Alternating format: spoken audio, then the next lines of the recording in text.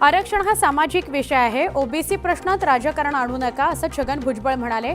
कोणीही वाद घालायचा नाहीये. सध्या ओबीसी नेत्यांमध्येच आक्रोश आहे, तो दाखवणं गरजेचं आहे असं भुजबळ म्हणाले. खासदार संजय राऊतांनी देवेंद्र फडणवीसांवर घणाघाती टीका केली. फडणवीसांनी स्वतःची तुलना फिनिक्स पक्षाप्रमाणे केली. याचा अर्थ त्यांची राखरांगोळी करण्याचा प्रयत्न झाला आणि तो सहकार्यांनीच केला असा हल्लाबोल राऊतांनी केलाय. फडणवीसांच्या वक्तव्यावर खासदार सुप्रिया सुळेंनी प्रतिक्रिया दिली आहे. राजकारणात कधीच कुणाची राखरांगोळी करत नाही, कुणीही कुणाबद्दल असे काही विचार मनात ठेवत नाही असं सुप्रिया सुळे म्हणाल्या. कृपाल तुमाणे यांनी मोठा गौप्यस्फोट केलाय. ठाकरे गटातील 2 आमदार सोडले तर त्यांचे सगळे आमदार आणि माजी नगरसेवक आमच्या संपर्कात आहेत. त्यामुळे दसरा मेळाव्यानंतर त्यांना आम्ही मोठा धक्का देणार आहोत असा दावा त्यांनी केला. आमदार रोहित पवार यांनी बावनकुळेंवरील केलेल्या आरोपात तथ्य नसल्याचं सरकारी दस्तावेजातून समोर आलंय. गौण खनिज उत्खनन प्रकरणामध्ये 90 कोटींचा दंड हा तत्कालीन महसूल मंत्री राधाकृष्ण विखे पाटलांच्या कार्यकाळातील असल्याचं नमूद आहे.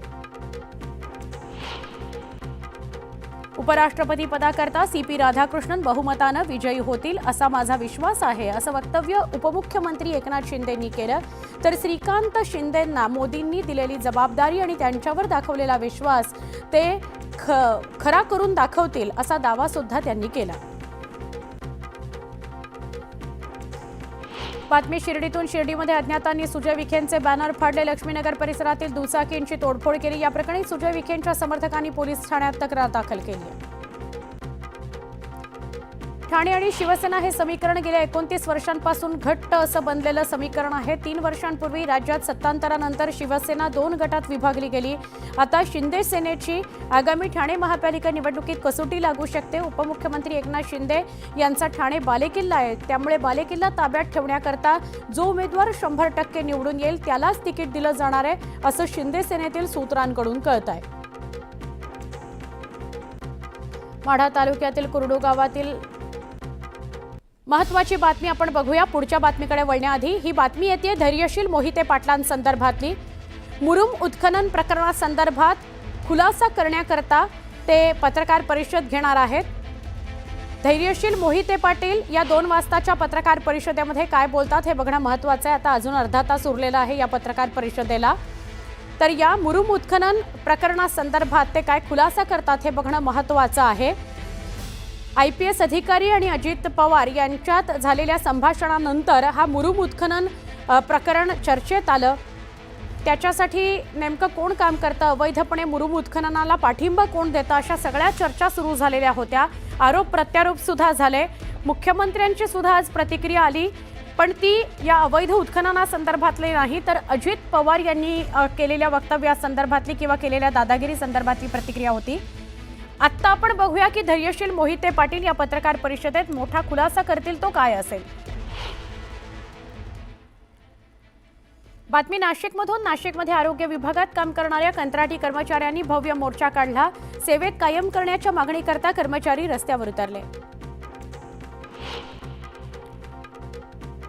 संगमनेर प्रांत कार्यालयासमोर शिव आर्मी संघटनेनं आंदोलन केलं. भाकड जनावरं घेऊन शेतकऱ्यांनी एल्गार पुकारला. प्रांत कार्यालयासमोर शेतकऱ्यांनी आंदोलन करत गोवंश हत्या बंदी कायद्यात सुधारणा करण्याची मागणी केली. भिवंडीतील स्टेम वॉटर प्लांट इथं क्लोरीन वायुगळती झाल्याची घटना घडली होती. वायुगळतीची माहिती मिळताच अतिरिक्त आयुक्तांसह अग्निशमन तात्काळ धाव घेत सगळ्यांचे प्राण वाचवले. यात 5 कर्मचारी बाधित झाले होते. त्यांच्या रुग्णालयात उपचार सुरू आहेत. अहिल्यानगर जिल्ह्यातील पुणतांबा गावात 1.5 महिन्यांपासून हुलकावणी देणारा बिबट्या अखेर जेरबंद झालाय. रामपूरवाडी परिसरातील वैशाली थोरात यांच्या वस्तीवर लावलेल्या पिंजरा बिबट्या जेरबंद झाला. पिंपरी चिंचवड पोलिसांनी लेझर बीम लाईटचा वापर आणि ध्वनी प्रदूषणासंदर्भातील कठोर कारवाई करण्याचं ठरवलेलं आहे. पोलिसांनी 39 गणेश मंडळांवर कारवाई करत गुन्हा दाखल केलेला आहे. चंद्रपुरामध्ये आरोग्य अभियान कर्मचाऱ्यांनी झेडपी समोर निदर्शनं केली. 20 ऑगस्टपासून संप सुरू असून राज्यातील 36,000 कर्मचारी संपावर गेले. समायोजन ही आंदोलक कर्मचाऱ्यांची प्रमुख मागणी आहे. दमदार पावसामुळे हतनूर धरणाच्या पाणी पातळीत वाढ झाली होती. मात्र पाऊस ओसरताच हतनूर धरणातील विसर्ग घटलाय. सध्या धरणाच्या केवळ 4 दरवाजांमधून तापी नदीपात्रात विसर्ग सुरू करण्यात आलेला आहे. नाशिकच्या इगतपुरी तालुक्याच्या पूर्व भागात बिबट्याचा मुक्त संचार बघायला मिळतोय. विशेषतः कावनई आणि आसपासच्या गावात बिबट्याचा वावर वाढल्यानं नागरिक भयभीत झालेले आहेत. कपिलधारा रिसॉर्ट परिसरातील 2 बिबटे मस्ती करतानाचा व्हिडिओ व्हायरल झाल्यानं नागरिकांनी बिबट्याचा बंदोबस्त करण्याची मागणी केली आहे.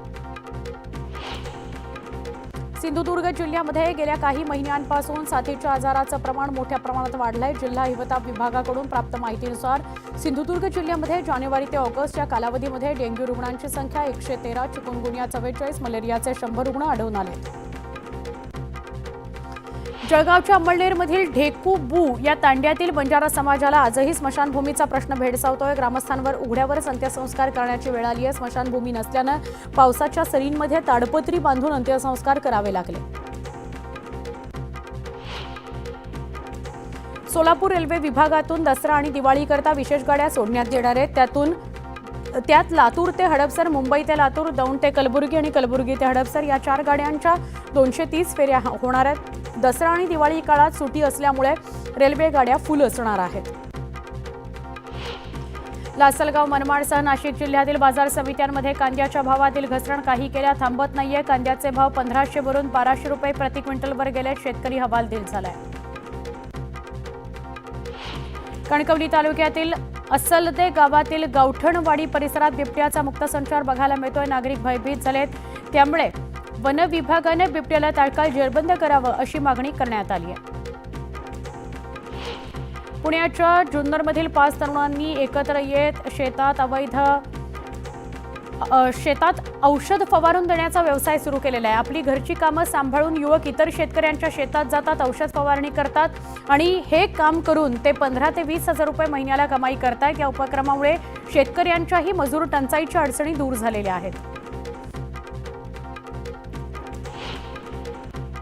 डॉक्टर बाबासाहेब आंबेडकर मराठवाडा विद्यापीठाशी संलग्न असलेल्या पदव्युत्तर महाविद्यालयांची मागील काही महिन्यांमध्ये तपासणी करण्यात आली होती. या तपासणीनुसार 55 पेक्षा अधिक महाविद्यालयांमधील पदव्युत्तर प्रवेश पूर्णपणे स्थगित करण्यात आले. त्याशिवाय काही महाविद्यालयांमधील अभ्यासक्रमांचे प्रवेश थांबवले आहेत.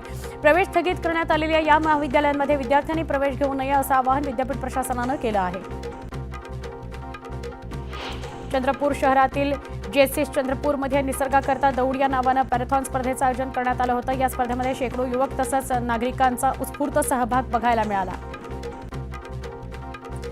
नांदेडमधून विविध शहरांना सुरळीत सुरू असलेली स्टार एअर कंपनीची विमानसेवा 22 ऑगस्ट रोजी अचानकपणे निलंबित झाली. धावपट्टी अतिशय धोकादायक झाल्यामुळे हा निर्णय घेतल्याचं सांगण्यात आलं. त्यानंतर सगळ्या स्तरातून वाढलेला दबाव लक्षात घेता धावपट्टी नूतनीकरणाचं काम युद्धपातळीवर सुरू आहे. लवकरच ते पूर्ण होऊन विमानसेवा पूर्ववत होईल असं सांगण्यात आलं. ग्रामविकास आणि पंचायती राज विभागामार्फत राबवण्यात येणाऱ्या मुख्यमंत्री समृद्ध पंचायत राज अभियानाअंतर्गत दापोली, मंडणगड आणि खेडमध्ये तालुकास्तरीय कार्यशाळेचं आयोजन करण्यात आलं होतं. या कार्यशाळेमध्ये ग्रामविकास आणि पंचायती राज राज्यमंत्री योगेश कदम यांनी मार्गदर्शन केलं. श्री तुळजाभवानी देवीच्या शारदीय नवरात्र महोत्सवाला 14 सप्टेंबरपासून सुरुवात होणार आहे. या दिवशी संध्याकाळी देवीची मंचकी निद्रा सुरू होणार असून ती 9 रात्री पूर्ण झाल्यानंतर पूर्ण होईल. महिषासुराचा वध करण्यापूर्वी देवीनं घेतलेली ही विश्रांती असल्याची आख्यायिका आहे. सोलापूर जिल्हाधिकारी आणि पोलीस आयुक्तांनी डीजे मुक्त आणि लेझर लाईट शो शिवाय गणेशोत्सवाच्या ईद ए मिलादच्या मिरवणुका काढाव्यात आणि त्याचं पालन सगळ्यांना बंधनकारक राहील असे आदेश काढले होते. त्यानुसार दोन्ही उत्सव डीजे मुक्त पार पडले. आता दोन्ही अधिकाऱ्यांचे हेच आदेश यापुढील प्रत्येक उत्सवापूर्वी काढले जातील आणि त्याची प्रभावी अंमलबजावणी केली जाणार आहे. सोलापूर शहरातील रस्त्यांवर फिरणारी मोकाट जनावरं नागरिकांच्या सुरक्षिततेकरता धोकादायक ठरत आहेत. त्यामुळे इयर टॅगिंग असलेल्या जनावरांच्या मालकांना दंड तर इयर टॅगिंग नसलेली मोकाट जनावरं उचलून गोशाळेत सोडण्याची मोहीम महापालिका हाती घेणार आहे. मावळसह मुळशी तालुक्यातील 10 गावांना पाणीपुरवठा करणाऱ्या कासारसाई धरणांच्या सांडव्यातून कासारसाई नालापात्रामध्ये सुरू असणाऱ्या पाण्याचा विसर्ग थांबवण्यात आला. पावसाचं प्रमाण वाढलं तर पुन्हा विसर्ग सुरू करण्यात येणार आहे.